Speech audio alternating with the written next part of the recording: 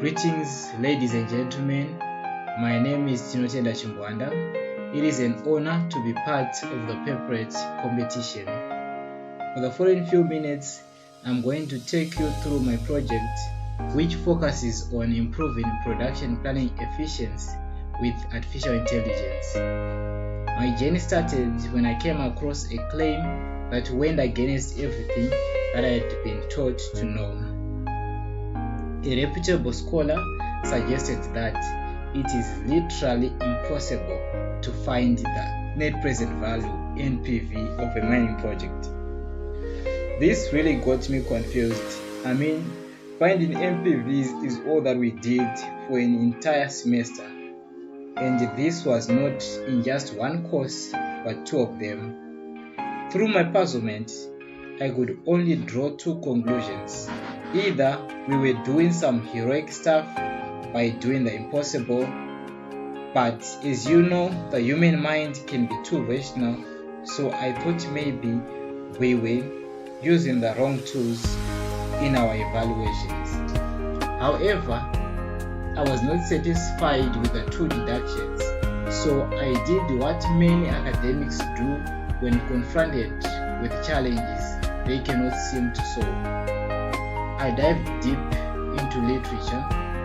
What I found confirmed the scholar's hypothesis. Actually, the industry standard is to use a constant metal price or a past average to find NPVs at various stages of the project into the future. While this method seems to simplify the problem at hand, it is a big compromise. It should be noted that the mining industry operates on a very dynamic landscape. In that light, the use of a constant metal price is bad practice for a couple of reasons. Firstly, decision makers won't be able to assess and value risks and opportunities presented by mining projects. Furthermore, they will miss out on the best operational strategies to minimize losses and maximize gains. This therefore implies that there is no maximization of NPV, which in my opinion is never the goal of any mining project. Having realized this gap, it became my quest to develop a software that could reliably forecast prices. Just like any man going to war, I needed a plan. These are the things that I needed to do. First, I would collect data and then develop a model that learns from this data. Lastly, I had to develop a model that enabled my system to understand natural language. Now, let's go through my strategy. Initially, I needed to collect data from a very reputable source. The World Bank is one of the leading authorities when it comes to the world of finance, so accordingly I collected my data from their repository.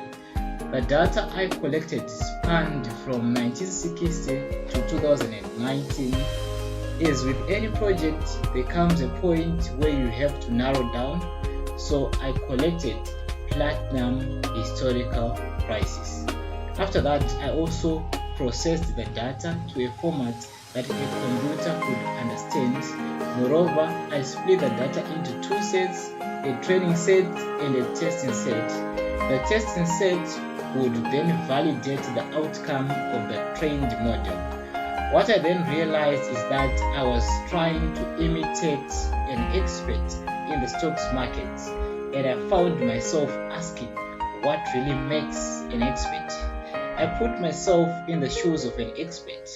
It did not take much to realize that an expert needs to possess two key attributes, which are that of being able to learn from experience and also understand natural language for use in sentiment analysis.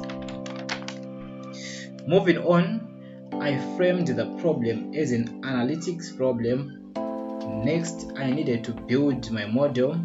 Clearly, we are in the information age, and machines can actually learn.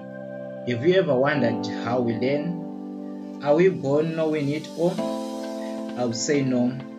We have an amazing ability to learn from patterns around us.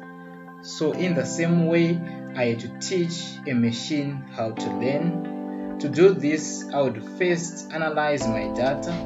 Clearly, I could see that all my data was sequential in nature. Having a clear picture of the structure of my data, I needed to develop a system that could handle this data type.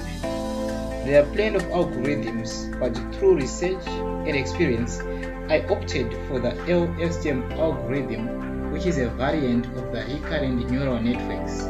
These algorithms are cutting edge when it comes to sequential data. Looking back at sentiment analysis, news from South Africa was chosen for this start. This was sensible because the country dominates 70% of the global platinum market. Crucial topics that the model would analyze from online platforms and discussions would be on power cuts, strikes, advancement in recycling technologies, and the strength of the United States dollar. These factors affect production and hence stimulate demand. The end result is always what's important. All the steps so far were pointing towards a robust forecasting system. Now what you see here is a validated forecast. The predictions are in blue, whereas the actual prices are in red.